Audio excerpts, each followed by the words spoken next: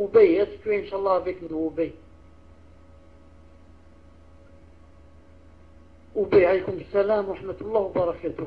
Ya Cheikh, il y a certains frères et sœurs salafiyoun, pendant la ronde, ce sont des rondes takfiri, pouvez-vous le faire nasiha, Inch'Allah?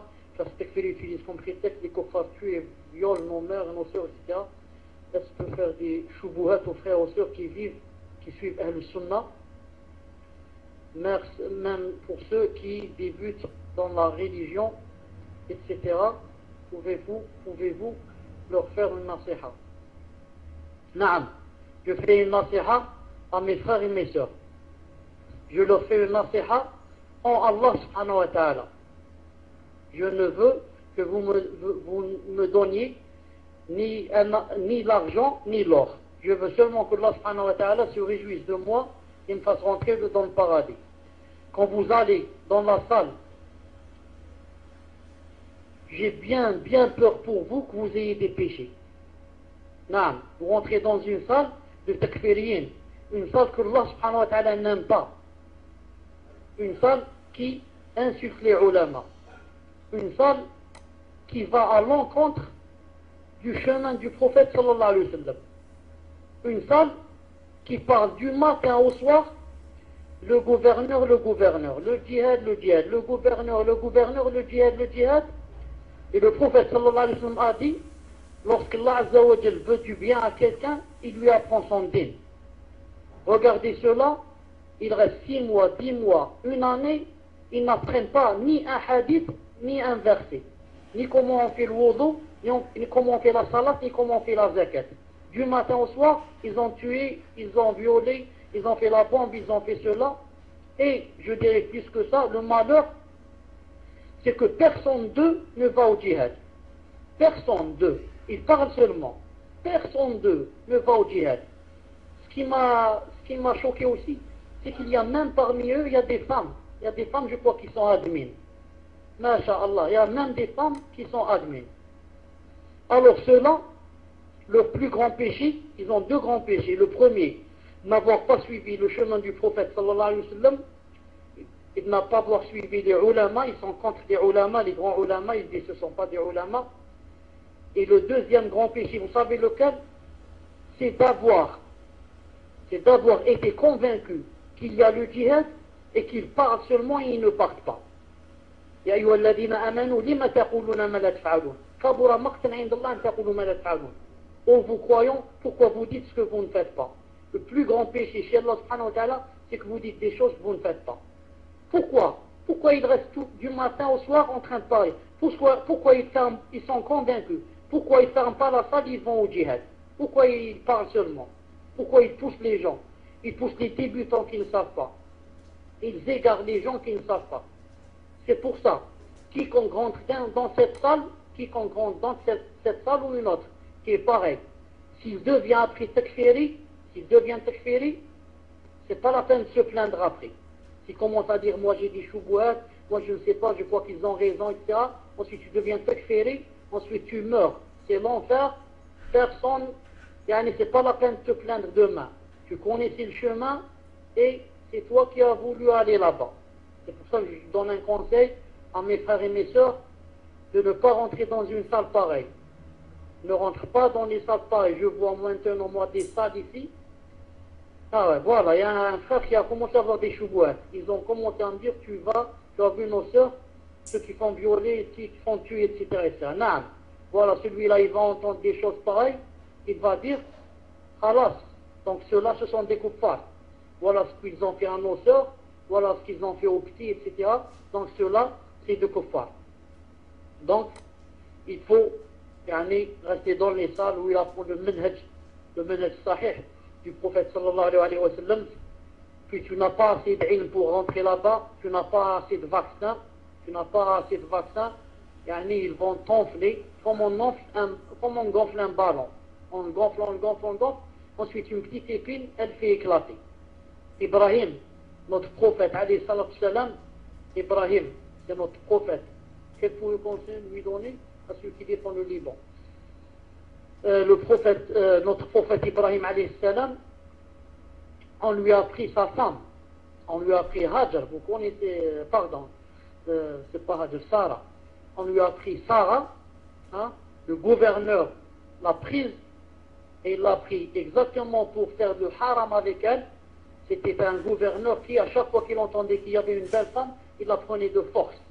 Il l'a prise de force, et vous connaissez l'histoire dans le Bukhari, et comment Ibrahim alayhi salam a patienté, et comment Allah lui a rendu, et Sarah, ce qu'elle a fait quand elle était avec le gouverneur, et comment Allah l'a rendu à son mari, et en plus de cela, elle est revenue avec, comment ça s'appelle, elle a gagné une chose, elle a gagné quoi? La servante, elle a gagné Hajar. Elle est revenue avec le tribut, là, comment ça s'appelle.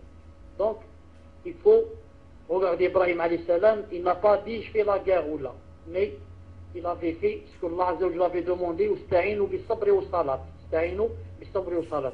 Je sais que le djihad existe en islam. Quiconque dit il n'y a pas de djihad, celui-là c'est un djihad, c'est un ignorant.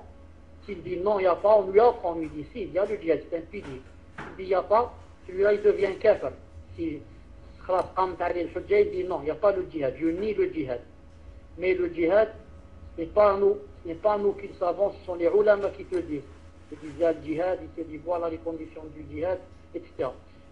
Moi je vous donne un conseil, ne rentrez pas dans des salles pareilles, Inch'Allah Ta'ala, jusqu'à ce que vous soyez assez vaccinés pour, si vous entendez quelque chose, vous savez que ce n'est pas vrai. Mais maintenant, quand vous rentrez, vous n'avez pas les bases, tout ce que vous entendez, vous allez dire c'est vrai ce qu'il a dit. Pourquoi? Car vous ne connaissez pas, vous ne savez pas quelles sont des réponses à ce qu'il est en train de dire. Bismillah ar-Rahman ar-Rahim wa salatu wa salam ala ashraf al-mursalin. En ce qui concerne Tariq Ramadani ou la Tariq Ramadan, là, je ne sais pas bien comment il s'appelle, je te résume en deux mots que c'est quelqu'un qui n'est pas salafi.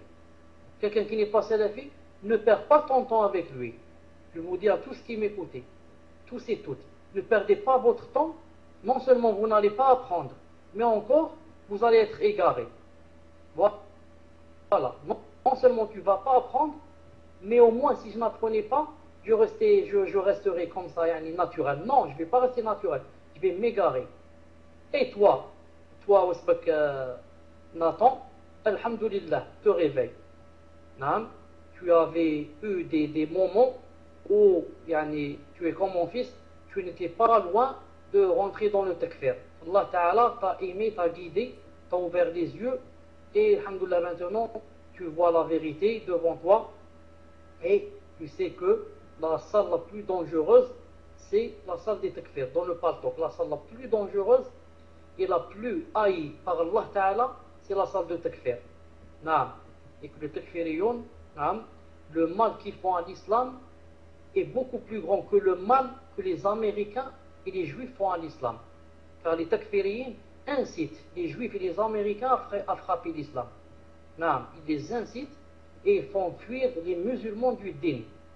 À chaque fois qu'une personne fait rentrer une personne dans le din, comme dans le hadith Bukhari, hadith de Ali, c'est mieux que toute la dunya.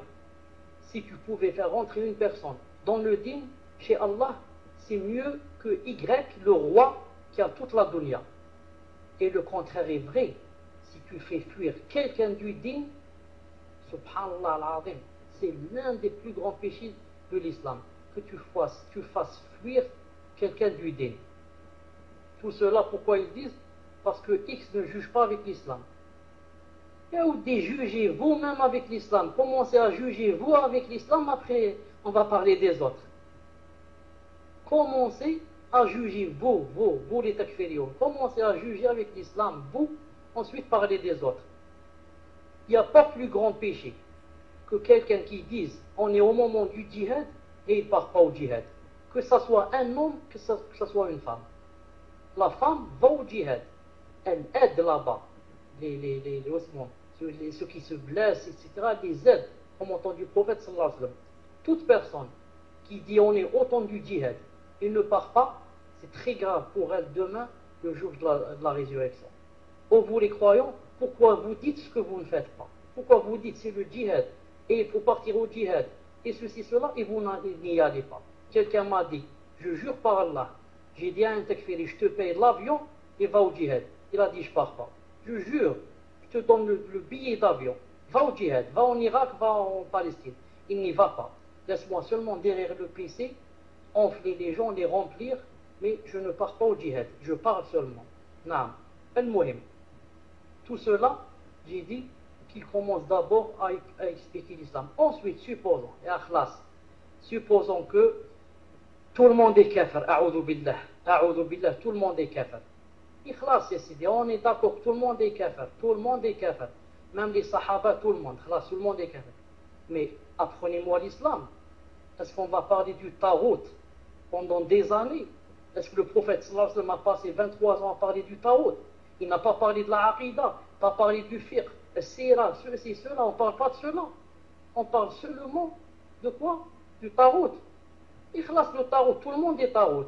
Et parlons maintenant de la aqidah, parlons de la sunna, parlons de la salat, parlons de la zakat, parlons du zawad, parlons du talaq, parlons du commerce. Il n'y a pas d'islam, il n'y a pas, subhanallah al-azim, il n'y a pas d'islam. Qui ne juge pas avec l'islam est mécréant. Qui ne juge pas avec l'islam est mécréant. Autant de l'imam Ahmed. En son temps, le gouverneur l'a obligé, Ahmed, il l'a obligé à ce qu'il dise le Coran est créé. Il dit, il faut que tu dises. Et quiconque dit le Coran est créé, il est devenu kafir. La parole d'Allah est créée. Donc Allah Ta'ala a quelque chose créé en lui. Naam. Et il n'a pas dit, bien sûr, il a résisté, on l'a frappé, on l'a fouetté. Mais, les gens lui ont dit, puisqu'il dit, le gouverneur a dit cette chose, donc il est kafir. Donc, est-ce qu'il est kafir? On va lui faire la guerre ou là? Il a dit, des mains, attention le sang, attention. Ne faites pas couler le sang musulman. Pourquoi? Parce que le Ma'moun, quand il a dit, il est kafir, il ne sait pas, il a entendu les ulama, les mu'tazilites qui étaient avec lui, ils lui ont dit qu'il faut dire que le Coran a été créé. Et Ahmed, il est dans le faux. Il ne veut pas dire qu'il est créé. Il faut donc l'éprouver, l'emprisonner, le frapper pour qu'il dise. Vous voyez, dit quoi, le gouverneur lui-même, il a des choubouhat, il ne sait pas. Il a des choubouhat. Naam. Dites-moi, sans oublier. Al-Hajjaj ibn Youssef, Al-Hajjaj, qui coulait le sang des musulmans. Est-ce qu'il a appliqué l'islam? Il a jugé avec l'islam? Est-ce que vous connaissez un des ulama qui a dit que le Hajjaj ibn Youssef est kafir? Est-ce que le Hajjaj ibn Youssef est kafir? Dites-moi. Vous savez ce qu'a fait le Hajjaj ibn Youssef?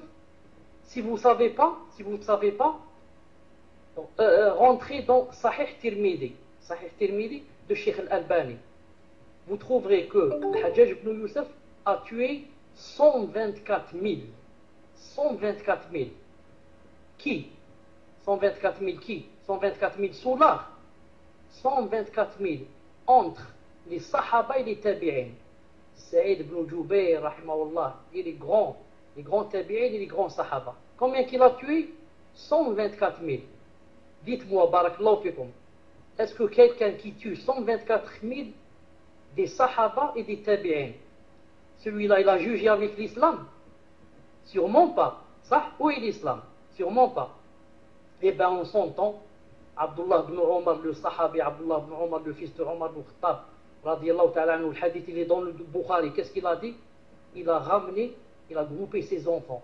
Il leur a dit, mes enfants, venez, on va faire l'allégeance. Je fais l'allégeance que moi et mes enfants, que on ne désobéit pas à Al-Hajjaj ibn Youssef. Alors, que le Hajjaj ibn Youssef, c'est qui? L'un des plus grands assassins qu'a connu l'histoire de l'islam. Il a tué 124 000. Et personne n'a dit de lui, il est kafir. Est-ce qu'il a jugé avec l'islam, celui-là, en tuant 124 000? C'est Allah Ta'ala qui lui a dit ça dans le Coran. Mais les takfiriyoun croient que juger avec l'islam, c'est seulement couper les mains et lapider. Si tu fais ça, tu es musulman, khlas. Si tu fais pas, tu es kafir. A'udhu billah. A'udhu billah, shaitan rajim. Je lance, comment ça s'appelle ça? Une mise en garde. Et je dis à mes frères et mes sœurs qui sont dans ma salle que la plus grande faute que vous ferez dans le patok, c'est en rentrant dans les salles de takfir. comme la salle de Ansar, c'est en français allié, alors que ce sont les ennemis du Tawhid, la salle de Salah 19. Une salle très très très dangereuse. Quiconque rentre, il prend le virus. Parce que on va lui parler avec les versets. Et lui, il n'a pas le vaccin, il va dire, subhanallah, ils ne peuvent pas se tromper. Ils ont dit, Allah a dit, le prophète a dit. Naam, Allah a dit, le prophète a dit. Moi, je vais te donner un verset qui dit que celui qui fait la prière va aller en enfer. Allah Ta'ala dit dans le Coran, فَوَيْلٌ لِلْمُصَلِّينَ. Et je m'arrête là. فَوَيْلٌ لِلْمُصَلِّينَ. Il y a un châtiment en enfer pour les musallins, pour ceux qui font la salat. Et je ne continue pas le verset. Je ne dis pas الَّذِينَ هُمْ عَنْ صَلَاتِهِمْ سَاهُونَ. Je ne dis pas les musallins, ceux qui ne font pas la prière à l'heure. Je me tais. Je me dis, il y a un châtiment pour ceux qui font la salat. Allah Ta'ala l'a dit dans le Coran. Naam. Mais si je connaissais qu'il y a la fin de la sourate, la fin du verset, je peux répondre, je peux dire, hey, attention, ce que vous avez dit. Vous n'avez pas dit la fin. Et comme ça, naam. Quiconque va dans leur salle, qui ne viennent pas après pleurer et dire, aidez-moi, hein, comme beaucoup de personnes viennent me voir en train de pleurer, aidez-moi, Echir, j'ai le virus. Mais moi, je t'avais dit auparavant, n'y va pas. N'y va pas, tu vas sortir avec plein d'ambiguïté. Tu n'as pas le vaccin. Et ensuite, tu n'apprends rien. Si ça ne fait rien, tu disais, Ma'alish, tout le monde est kafir, mais apprenez-moi le din. Je reste avec moi. On n'apprend pas, c'est ça le mouchkila. Al-Muhim, je ne voudrais pas perdre beaucoup de temps ici, car il ne reste qu'un peu de temps. Je passe directement au Maïsat. Tafadlali.